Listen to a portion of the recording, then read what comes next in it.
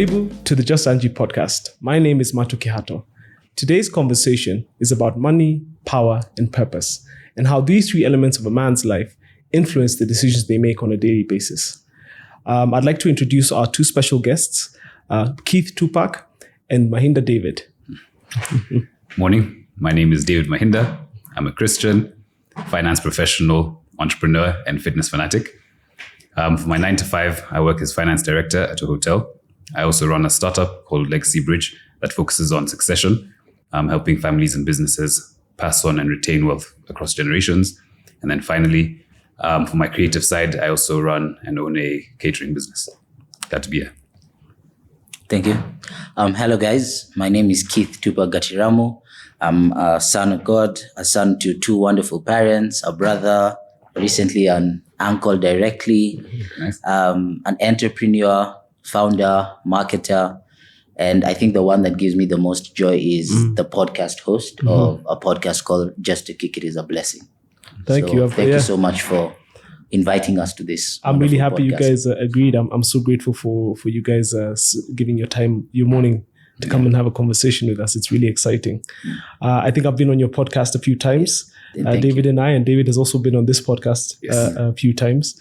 We're really happy to have this very special conversation in regards to masculinity, especially from people on this side of the generation. We know we are still considered youth. Like 2 more years. So 2 more years, and for me it's almost a year now. Oh, Actually, no, two. Yeah. So so I just wanted to just really dive deep into the different topics which you mentioned, which is money, power, and purpose. Yeah. All very important things to us as men, as we sit here, and also to men outside.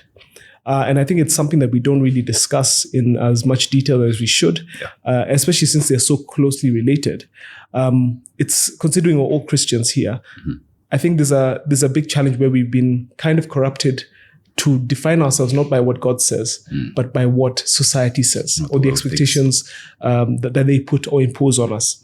So today is about now recentering that and having a conversation in brief, how to recenter that relationship and that identity.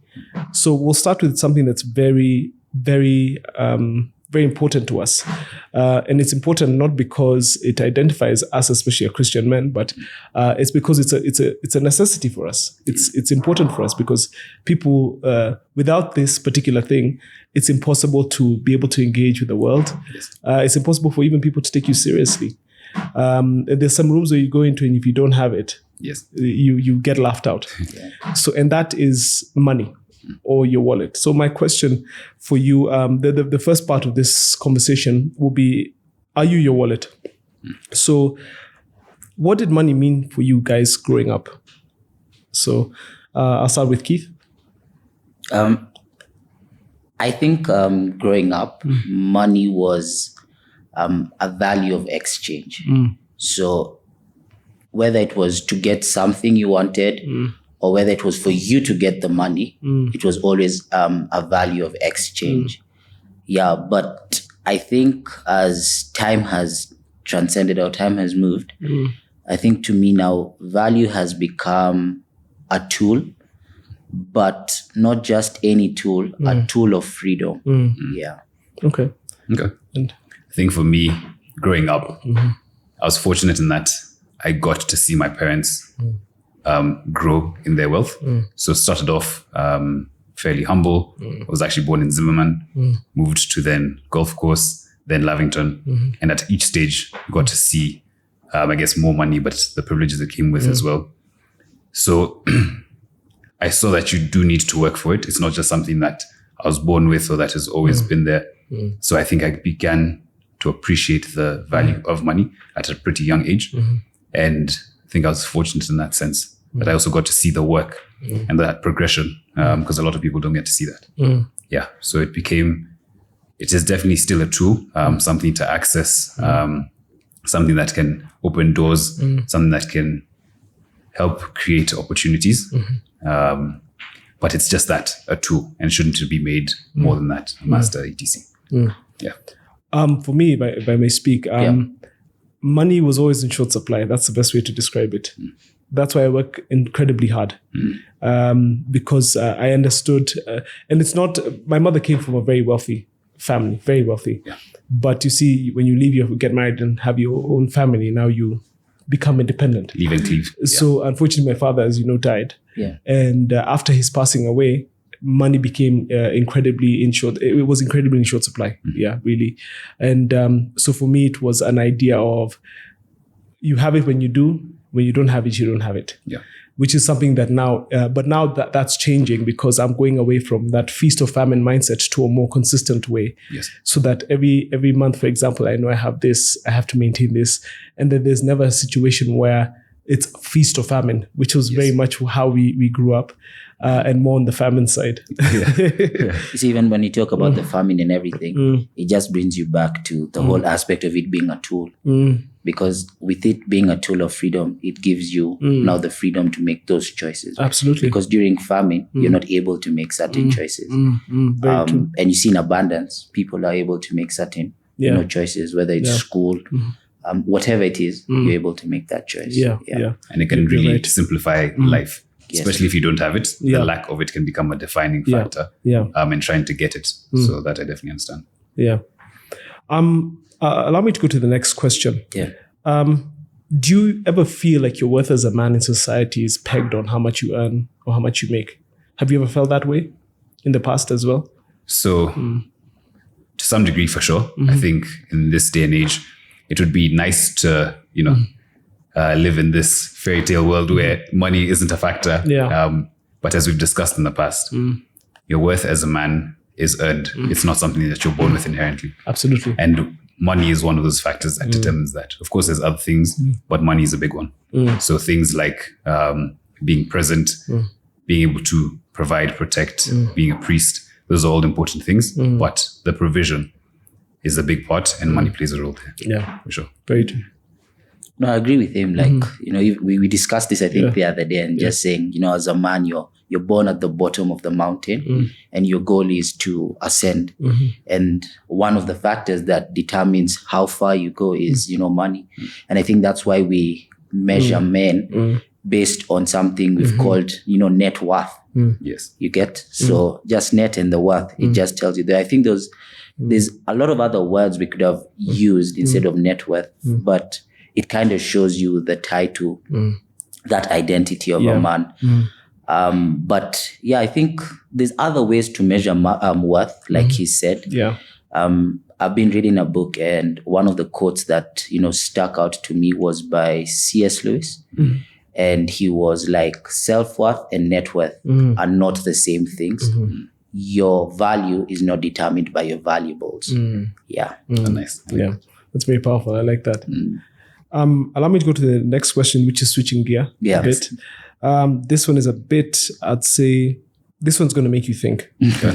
So, is financial struggle a personal failure, or is it a political one?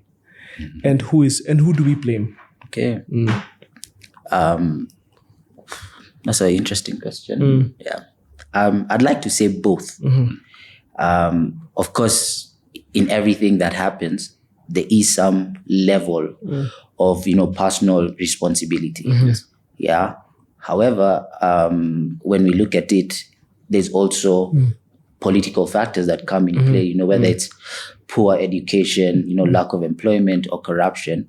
Those are not personal choices that one makes. Those are circumstances that are put on someone based on surroundings and everything. So for me, I'd like to say both. I'd like to say there's a part as a person you play, that personal responsibility, and then there's a part that is now political. Yeah. I think going back to my background in finance, there's the macroeconomic factors, which would now be the political and state of the economy, and the microeconomic ones, which would now be more personal.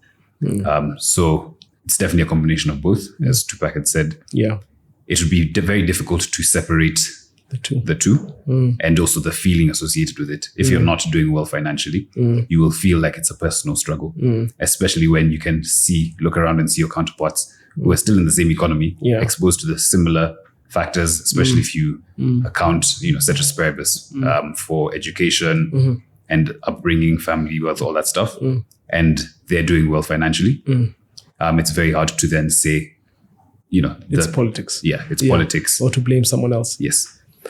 I'd say that I'd marry the two because whether or not you like it, you have personal responsibility on who you elect and who you put into office. And I believe that whatever we have at the top is a reflection of where we are, who we are as a populace. Yeah. So do you think it's a lack of understanding values or understanding the system that we operate in? Because I think a lot of people don't understand how you get to point A to point B. I think there's this genie in a bottle expectation that you find that if I put this guy, everything is sorted. Yeah. So I think it's a bit of both because personally you elect, you're the one who's electing. Yes. Yeah. Based on the political system, even when we did a referendum in 2010, I remember voting against it. Yes. Yeah, because I thought it needed more work. But yeah, it was. I think you have to marry the two: personal responsibility, yes, on your financial decisions, yes, and also because we're also Christian. There's also another factor which we need to take into account: God moments. A lot of the time, a lot of people don't make. There's a lot of blame gaming, but not a lot of initiative taking. True. You find a lot of the time God has aligned certain things for us and then we disobey and then we blame someone else. You see, I'm not saying it's for the whole, but it's for a lot of people who don't obey or follow the steps of God, because it was Isaac who sowed in a famine and reaped 100-fold. So it is possible. God has done it before. So we need to learn to shift our minds so that it's not about either of those things. Yeah. It's that we operate from a different plane because we are people of the kingdom. Yes. Yeah. That's how we operate even in my businesses. I remind everybody, you're not here because of who's the president, who's your governor, who's your senator, whatever it is. You're here because of God. And God, as long as God is on the throne, we are going to be fine, no matter the environment. Yeah. And it's worked quite well for us. Yeah. I think, as you were saying, that's also something I've gotten to observe.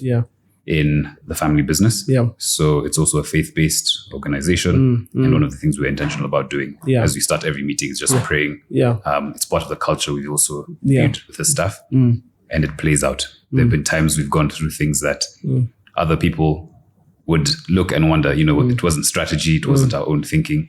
COVID, for instance. So it's a hotel. And there was a time where all hotels were shutting down across the country.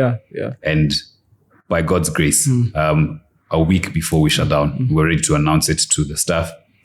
A group came and asked if they could use our facility to house their employees for 6 months. Wow. So while everyone was shutting down, we were full. And that was just God. Look at God. It wasn't our marketing. It wasn't our outreach. It's because you connect. And that's something that we really need to emphasize on, especially in this conversation that we're having.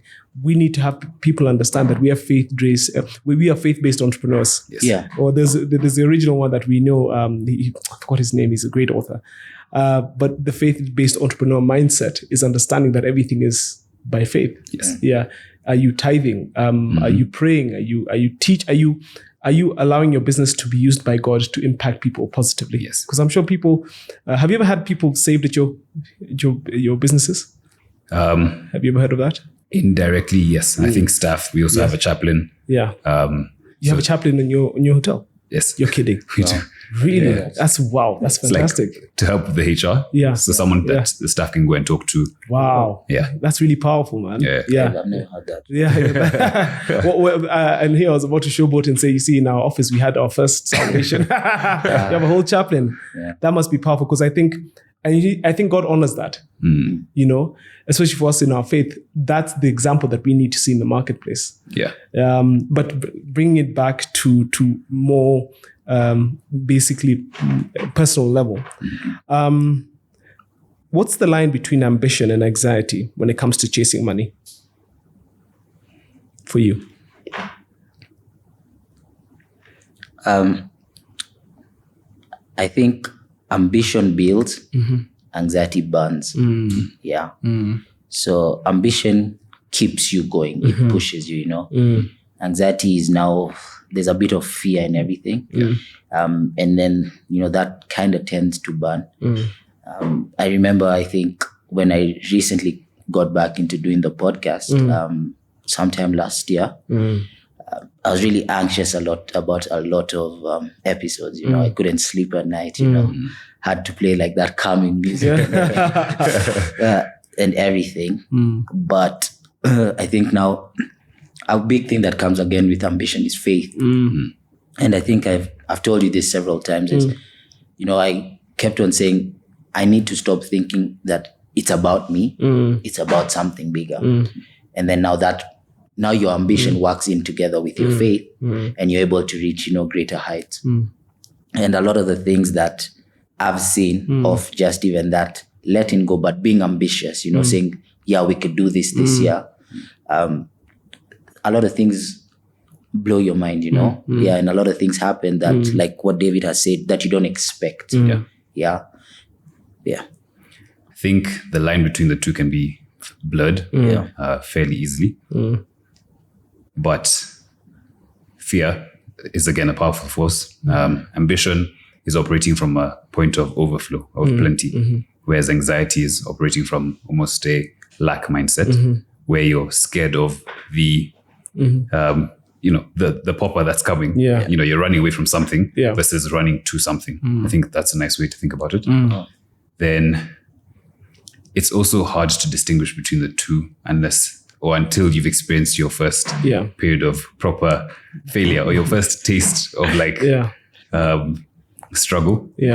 So for me, that came maybe 2-3 years back when I just moved out, and I'd gone from having a ton of disposable income to now having very little. You've gone from all your income being disposable to then having very little disposable income. So that, I think, for me was quite hard. You're trying to balance this Nairobi lifestyle. You have a girlfriend at the time. It's very difficult. So at that point you can definitely work with a lot of anxiety. That's true. I've been there, and mine was, I had to learn. I faced so much anxiety in my seasons and my periods of lack, to the point where I realized the point of that entire lesson was, or the justification for that lesson from God was, to realize it's about Him. You see, He fuels my ambition. Yes. And because I'm ambitious with Him, you see, now it becomes less about me. So I'm not responsible. Yes. It's not my abilities or who I know, what I know. It's about Him. If I just stand, God is very precise. He's like a UPS delivery person. He tells you, I'm sending something to you. You stand at the right place at the right time, and he'll deliver it to you. Yes. The problem is when we stand away from that, And for me, that's what took away the anxiety a lot of the time, especially when making big decisions. Yes. As we grow and scale, for example, in my businesses, and I'm grateful that I'm able to now just move in faith because I know I've heard Him clearly. Yeah. And that's the difference between anxiety, because you see, ambition comes, you have to align it with Christ. Oh, definitely. Yeah. I guess the mindset you also operate out of, because that lack mindset can also make you very close-fisted. That's very true. To those around, feeling like you need to keep the money here. That's very true. As opposed to having an open palm. I'm open palm, because it's that. What was that? Remember that song? Love is something that you give. If you give it away, you end up having more. There's a verse, love is something, if you give it away. That must have been before time. I'll plug you guys. Send the link. I'll send you guys a link. So, but I like what you said, because again, ambition is, you have plans and you can see the plan. Yeah. I don't think that plan is put in you for no reason. Yeah. Yes. The only thing maybe sometimes about the plan is what we're not shown is the steps, the journey to get there. Yeah. Yes. Because I think if the journey was shown, we'd give up on the plan. Absolutely. So the plan is always there. And for me, I think a lot of the times, until maybe this year, is I've always believed in my capabilities and everything. The plans, the visions, they've always been there, but it's always been like, it's you, Tupac, But like this year, I was like, yo, God, bro, I'm tired. Nothing's working. I can't take over. Nothing's working. I've been there. I've let go. And I've seen that aspect of letting go, especially for someone who loves control. Yeah. Oh, yeah. Is working amazingly. Yeah, it's true. The reason I was even mentioning that particular thing is because, is because of, there's a verse that says, love is like a magic penny. Hold it tight and you won't get any. Yeah, lend it, spend it, Yeah. and you'll have so many. They roll all over the floor. Yes. And that is the gift buzz. of being That's it is, yeah. So that's something we used to listen to way back. That's what we used to sing way back. Also, the parable of the talents. Yes. Like the one who buried it. Buried Yeah. it. Got nothing because he taken could. away. Yeah, he'd rather that he had risked it. You know, that's the thing about life. There's someone who explained to me that God is a God of risk. Yes. If we define faith in a modern day, in modern terms, it would be risk. That's Yes. yeah, that's what it would be. crazy. Yeah, because faith is the evidence of the things not yet seen. Remember that? Yes. Yeah. It's before it first it was faith, then it was imagination. Now it's risk. Yes. You know, Yeah. taking big audacious risks, and it's all about realizing. Guess what? God has me. God has given me this dream. Yes. And the only way for me to honor Him, because remember the Bible says very clearly, it's impossible to please God without faith. Actually, our existence as Christians is faith driven. The foundation of it is you don't know God if you don't have faith. You have to take a risk into believing in something that there's someone up there Yes. who's looking out for you. That's that. By the way, having that attitude is in itself a risk.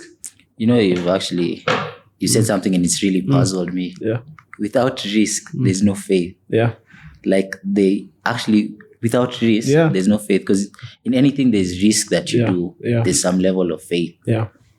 And that part of also letting go of that control, because you want to act with full certainty. Exactly. I want to take the step knowing 100% is going to work out, Yeah. but you don't have that. And the thing is, I've learned to accept I don't need to. Yes. You know, that's a place where That's you have now to that get- journey. Yeah. Yeah. If you want a smooth journey with God, He needs to tell you, okay, fine. I look at it from the perspective of Moses. I need you to go to Egypt, speak to your former brother or your stepbrother, whatever it is. Tell him to release all the Israelites. Don't ask me questions, just And show that's the Pharaoh. That's the Pharaoh, exactly. Yeah. You know, and if you look at it from the perspective of Moses, he had all sorts of questions. What do you mean? How can I do it? I can't even say, I'm a stammerer. I have this. And God literally catered for everything. Yeah. You see, but if Moses had refused to leave the wilderness, they would have never been freed. Yeah. And that's what faith, in my opinion, is, because it's a big thing. True. Yeah, to show up at Pharaoh's, then there was no Human Rights Watch. If this guy decides, it's done. There's no conversation. Yeah. Well, thank you guys for sharing that. One more. Just let me add one more because it's reminded me of something. So the other day, I listened to something and the guy was like, a lot of us, so he gave an analogy and it was very interesting. He's like, so a lot of you guys, I want you to think about you're driving to somewhere. Yeah. This is a new location to you. You've never been there. So you'd not drive there without having some sort of directions. So you do your Google Maps or everything. Yeah. So that's what most people do. They believe in their own capabilities or other things around them. The other thing is sometimes you could have a friend who knows exactly where you're going and directs you there. So like that's what God does for a lot of us. He sits on that seat to direct us. Absolutely. But a lot of us are like, we believe in our own capabilities. That's a problem. So we don't want to even ask the friend for directions. You're like, leave this guy, leave David alone. Let me just use Google Maps. Yeah. You get? Yeah. So you might get there, but it's such a hassle getting there. Yeah, it's not worth it. It's not worth it. And that's the other thing about the journey and not knowing the full step is you first do the first kilometer, the second kilometer, you might miss a turn, come back, but it's in the beauty of the journey. It's in that taking the next step. Yeah.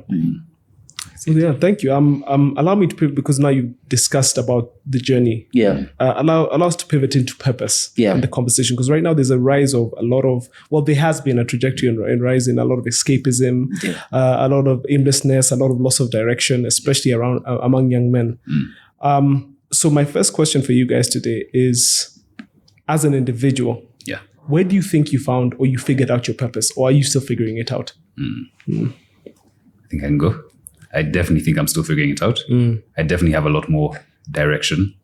And as we were talking about earlier, I might not necessarily be able to see. I can see the end goal and I can see the next 2 steps, but this in between, it's a bit blurred. Yeah. But I'm definitely a lot further than where I was. And I think that also keeps you going. Being able to look back, see where God has brought you from and trust Him with where He's taking you. Yeah. Well, I don't think I've discovered purpose yet. I think I'm getting there. I'm hoping it can come a lot sooner. The turbulence has been too much. It's not been a good flight. I'll just say that, you know. So, but I think for me, and maybe there could be a young man listening to this out there, is showing up. I'd like to say the more you show up, I think the more puzzles are revealed. Yeah, you know, I think during some of those turbulent stages, you know, you'd stay just in bed and, you know, relax. Nothing can be revealed in that state, you know. So show up, you know, show up broken, show up broke, show up as a young man, just show up, you know. I recently had a guest on the podcast and he told me, Tupac, do you know it's cheaper for a plane to be in the air than to be in the hangar? And that's what a lot of young men are doing. Yeah, that's true. Young men are meant to be moving, acting, working, but a lot of them are just packed in hangars. And you can see the cost. You can see the cost. It's destroying the value of the man. So I think even I don't know what my purpose is right now sitting on this seat, but I'm showing up. And the more I show up, I meet people like you, you know, and then I say, okay, Tupac, you need to structure this. You know, Tupac, you need to do this. And I'm like, okay, there's some reasoning here, so let's structure this. And then I don't know how structuring will look, but I'm waiting to see the next step. And just building on what he's saying, as far as also surrounding yourself with men who are active and moving. Again, that's the other thing. Being active, taking the next step, putting yourself out there. You don't necessarily know all your interests. You don't know what you could be really into in 10 years' time or what you could be doing. But the more you surround yourself with men who are trying different things, you can be like, oh, okay, I really like how Matu does this. Oh, I like how Tupac has this podcast. Or, you know, you learn from others. You learn from people who are doing better than you. And I think that's what comes to now the next conversation.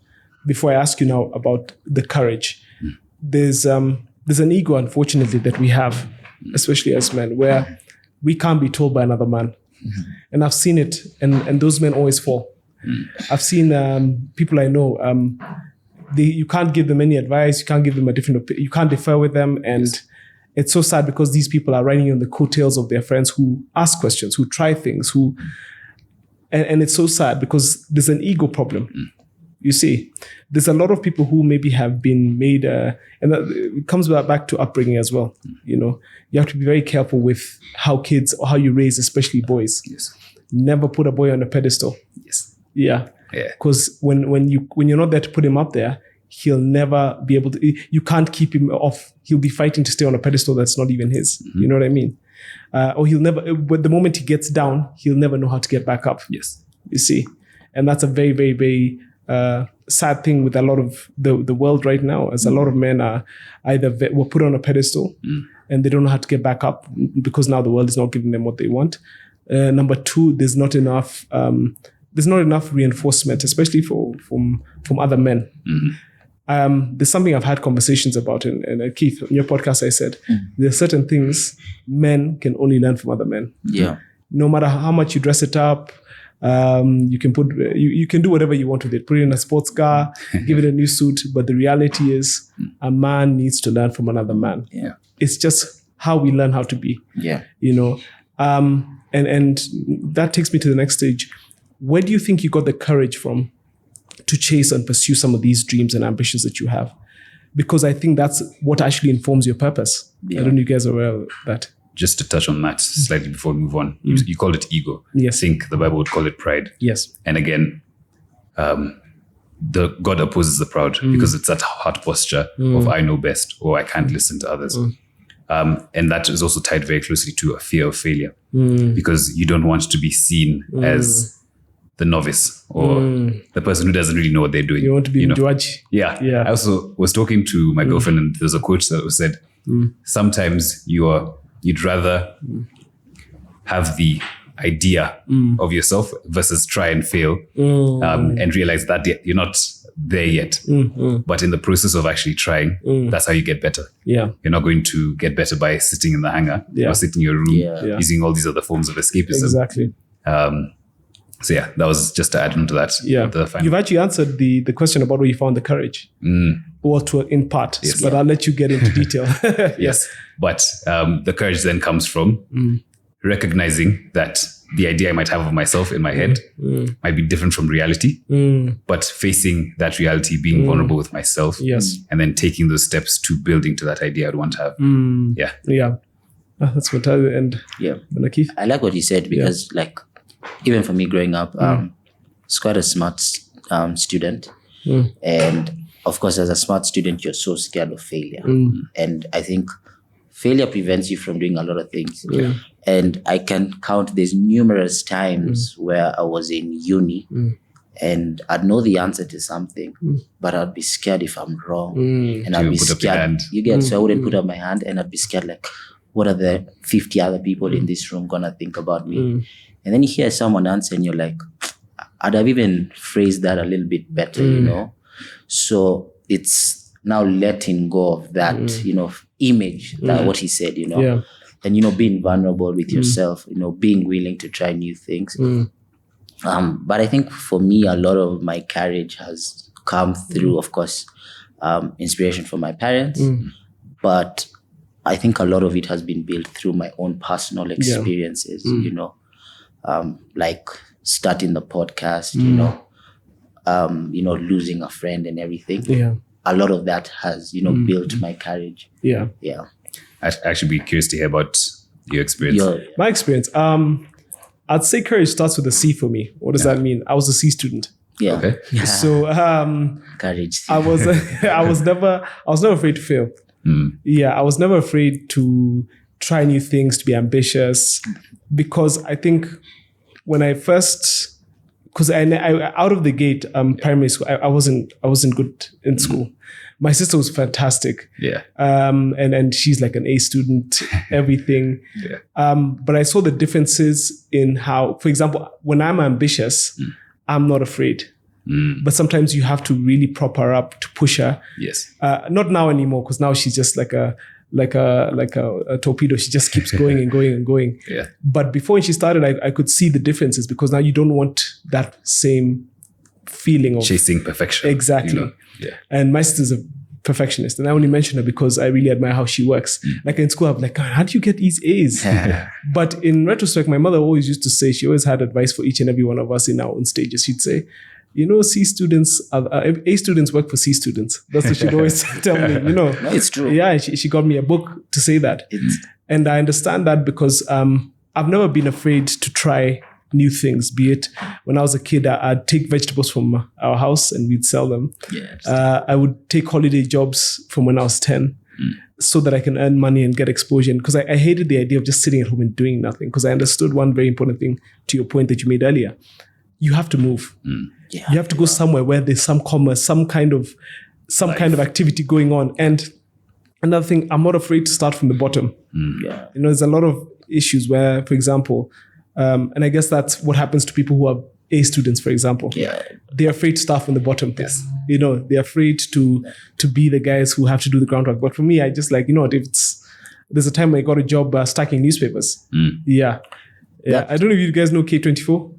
Yeah. Yeah, when it was first founded, I got just a holiday job there, and I was literally an errand boy. I would stack newspapers, old newspapers, help with the clearing out and all that stuff. I wasn't afraid to do those things. Yeah. Fear is bad because even till like recently, like the one thing that I saw that fear was really controlling is like when I go and play golf, like you're so afraid to miss a putt that you even miss it. You know, these days I'm like, bro, it's already been decided. There's nothing you can do. Absolutely. Hit the putt, Do your hit best. the chip, Yeah. hit whatever. Just commit Just to go, it. and Because do also it fully. Yeah, because also I've seen with the lack of fear is like, you know, sometimes like in golf you come with your backswing. The moment you fear, everything goes wrong. Yeah. But, you know, commit. Failure is not bad. And at the end of the day, even if you miss, what's the worst that could happen? So I think that shift of mindset, I've seen a lot of growth there. Yeah. I think you mentioned your sister and her being an A student. I think I also suffered from this. Growing up, I think I was put on a pedestal, partially by my own actions, because I also did work. You for earned those the A's. pedestal. Yes. Yeah, you earned the But, pedestal. school can also be deceiving Very in much how so. simplistic it is. It's like, okay, cool. All I need to do is do 1, Well, 2, 3, yeah. and I'll get an A. Yeah. Especially if it's not that hard for you. Yeah. So that for me was something I needed to adjust, because I then went into uni with this mentality that I'm a student. I was also athletic. Yeah. So you really had everything going place for yourself you. here. So when you're now asked to start here, or that when you try something you're not immediately better than most people, it can be intimidating. That fear can creep in. That ego for like, okay, I'd rather just not do it at all than do it and be bad. So changing that mindset has been a journey, and I'm still learning. It's been a process. Yeah. I for me, one thing I just to mention now on my school journey, I checked out of school a long time ago. Way before I had even gone to my O levels. Yes. I kept on. I remember when I would just look outside the window and just wait for the day where I don't have to come to this place. I just felt like there was nothing here for me at all.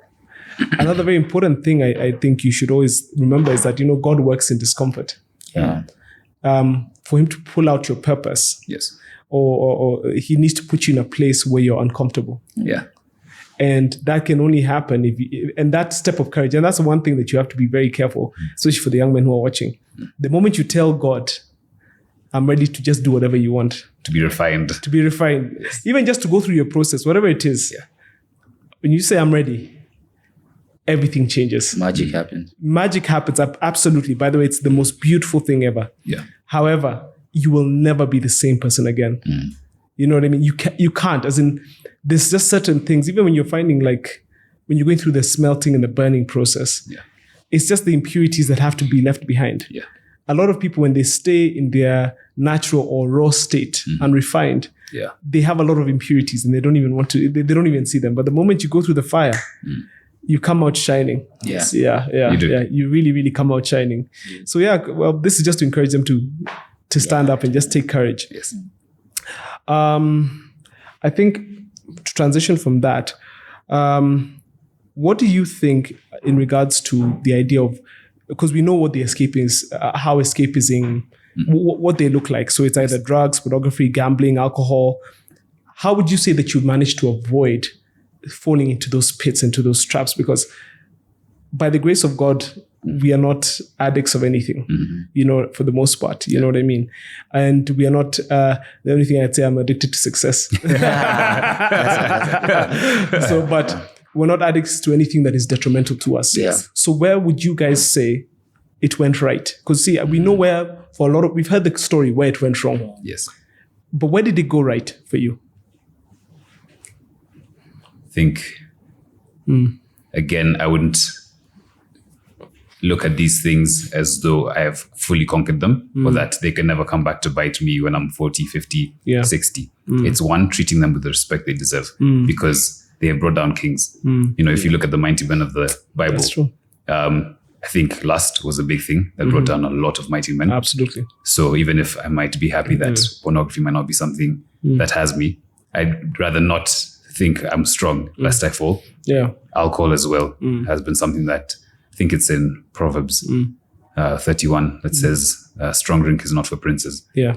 And if God has called me to be a prince, then these things shouldn't be for me.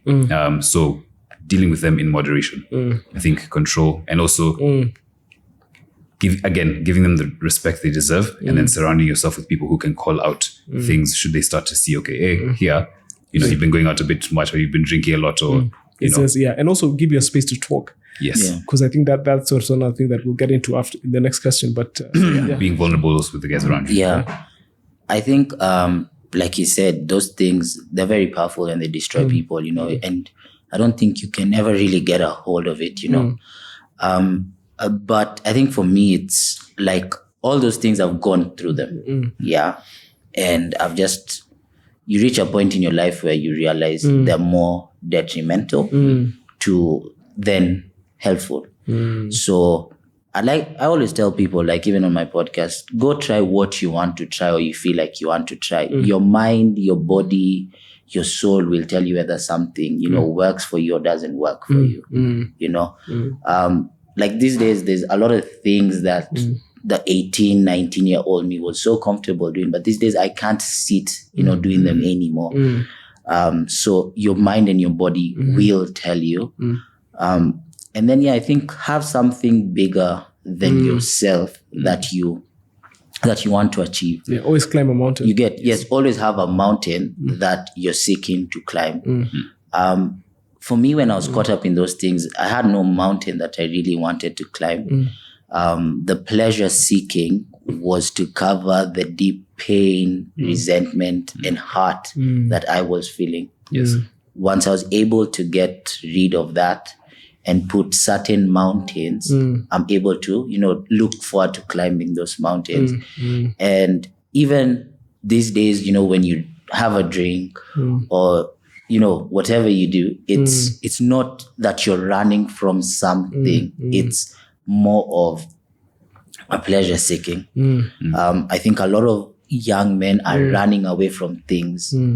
So avoid running. That's what I'd say. Yeah. I think some of these things can be used as a way of rest versus escape. And there's a clear distinction I want to make there. Yeah. When you're dealing with something bigger, these things can be pointers to something else. Yeah. So I'd encourage young men to go for therapy to understand what are the things that you haven't been able to uncover or speak or be vulnerable with it in regards to yourself or your own struggles. Once you've been able to work through those, then these things stop being forms of escape. And like alcohol, like you're saying, a drink, a beer on a nice Saturday isn't necessarily a bad thing. Yeah, it's not. It's about being in control of it as opposed to it being in control of you. Yes. Yeah. And I think we have a culture that has surrendered itself to alcohol. Yeah. And they don't even realize it. They think that they have control over it, but they don't. Yeah. Another question I want to ask is more a statement in regards to the friends that you allow yourself to keep. One thing I admire about you guys, David, especially your group, your friend group, because I know them quite well. I know most of your friends, is the level of authenticity, and you guys allow each other to call each other out. And that's so admirable. I don't think I've seen a more genuine friend group anywhere. So I think that's something that needs to be replicated, because I know for a fact that you guys can have open and honest conversations about everything from heartbreak to financial struggles to emotional struggles to things that are going on at home, and you guys never judge each other. So how have you managed as a friend group to create that environment? In that environment, because that's what's lacking. A lot of young men need that advice. Yes. How do we create this friend group where, what are the rules? What are the frameworks? Because we need rules. What are the frameworks? And I think that's something that you need to expand on your own. How, because there's some points that you gave us when we had our because we have our own sessions that we normally do. Yeah. And there's some questions you gave us that were mind blowing. Yes. I can speak to that a bit. Yeah, please do. Yeah. So one of the things we did, first we did Man Enough Together. Yes. Which trained us to actually be vulnerable as men and actually speak beyond the surface level. Then two, what we'd do once a week or once every 2 weeks, we'd have a guys' night where we'd come. The idea would be to spend time with your guys, play some PlayStation, play cards or whatever. But at the end, the last 30 minutes, we'd sit around and ask each man, genuinely, how are you doing? Give them the space to talk or not talk. And them speaking or not speaking can be a pointer to you to then pursue further. If you know this guy is normally chatty, but today he was quiet, then you can privately go and ask him, yo, bro, are you okay? So that goes a long way. Then some of the questions, it's more a framework. So asking them, okay, how's your relationship with God? How's your relationship with friends and family? How is work, career, finances? Again, a big thing for a man. And then purpose, health, and fitness. Those are things that you genuinely need to be observing as a man to feel like you have a well-rounded life. So asking guys those questions intentionally and having them think about them definitely allows for the friend group to be more than just that surface level where you're seeing your guy, 5 times a week, but you really don't know how he's doing. Yeah. You're actually becoming a form of escapism, that time together, as opposed to becoming a form of solution building. Or a brotherhood where you're actually building each other. You're actually building each other up. Because I think also you guys have allowed yourselves to be vulnerable and to check each other. Yeah. Yes. Yeah. It's not always comfortable. I'll say that. Yeah. But the more you do it, the easier it becomes. And especially if that's also being reciprocated on the other side, you don't feel like you're the only one giving someone ammunition that they can potentially use against you. Yeah. I think that the hard part for me is always learning whether someone's jealous. Yes. or someone, because you see, I've dealt with a lot of jealous people, from jealous relatives, especially jealous cousins, family, friends. And you find that a lot of the time, I've always been personally, at least, I've been afraid of letting my guard down because of those experiences, because someone tells you, you can't do that. It's not possible. It's not because it's impossible. It's because they just don't want to see you do it. Yes. So how did you manage? I guess it's down to your character and the content of who you guys are in terms of your genuine love for each other. Yeah. Which I really admire. But Keith, I forgot to ask. Yeah. Well, I think for me, one thing I'll say is I'm not in any particular friend group or group of friends. I had a bad experience with that. And I continuously see some of the experiences I went through in being in friend groups. I continuously see them till today. And it surprises me, But I think the one thing that I've been so fortunate about is God has put so many amazing individual brothers, because now I call them brothers, in my life, And the good thing about building such relationships is just being vulnerable with each other, So I think it's just picking out who you can see, maybe shared values more than shared interests. Yes. I remember I sat with one of my uncles the other day, and he said, you young guys, you seem to think you have so many friends because you have shared interests. Real friends have shared values. Yes. And I was like, wow. That's deep. And it's like, Tupac, go and think about your values and then now see who are your real friends. And if you have a value of being a trustworthy person, then you will know in your friendship group who's a trustworthy person. And it's even from the conversations you have, if let's say you tell me something about David, or you keep on telling me something about David, or David told you this in secret and everything, and you keep on telling me that, I wouldn't be comfortable to tell you that, Yeah. So it's being able to manage that and finding people who are willing to also be vulnerable with you. Because if someone's also not willing to be vulnerable with you, then it also tells you, something. Yes. Yeah. Yeah. I believe there has to be a level of respect for each other and for each other's secrets. Like, for example, there's certain things David can tell me that I can't tell my wife. Yes. I love my wife, we have a vow and everything, but I just can't do that because I understand what it means to David. And if, God forbid, my wife is having girl talk and she leaks something, I know, and David finds out, it's going to be terrible and detrimental. Yeah. So I would never, for example, there's certain things that you would tell me, for example, that she doesn't need to know. Yeah. Yeah. That's just between us as men. Vice versa, yeah. Yeah, exactly. We're community people, so I really don't know where this individual thing came, this thing for competition with each other. Even in friend groups, it's so sad to see competition, with each other instead of, building each other. And that's why I also commend David. Like, David has built such a wonderful friend group where, they're actually there to build each other. And Absolutely. You can see... I really admire it. They're happy for each other. And you can see the impact that coming together has, instead of everyone just being scattered. Yeah. And I think a big part of that is just God, again. Because I went to a very small high school and living there, a lot of my close friends at the time have gone and now live in other countries. Then went to uni, came back. But I've seen also God surround me with such true brothers. Yeah, absolutely. I can't even say it's because of me or because of a system. Or, it just and it starts because of your relationship with God, I think, which I really admire. I'd like to just discuss maybe the roles of fatherhood and heroes because of that. Because how would you say that you learned? There's a friend of ours who we all have, Sean, who unfortunately couldn't make it on today's episode. Yeah. And he discusses how his father chooses his friends very intentionally. Yes. And so as he's grown up, he's known these are the uncles that I know. As in, no scandals. There's no scandal where there's an uncle who was, doing what to a nephew, and or he was buying alcohol for a nephew. They don't have that because he was very clear about that. But also I believe it's the relationship that he had with God. So my question for you guys is, how important is the roles of your father not just your spiritual father, because for me, for example, my earthly father passed away. Yeah. Yeah, as you know. Yeah. So my spiritual father now stepped in. Yes. And then filled my life with heroes and mentors and people who I can aspire and look up to in various aspects of my life. So how important was your relationship with your earthly father in how you interact with other men, for example? And also your purpose, not just how you interact with other men, but also the purpose, conversation, and how you live your life in that way.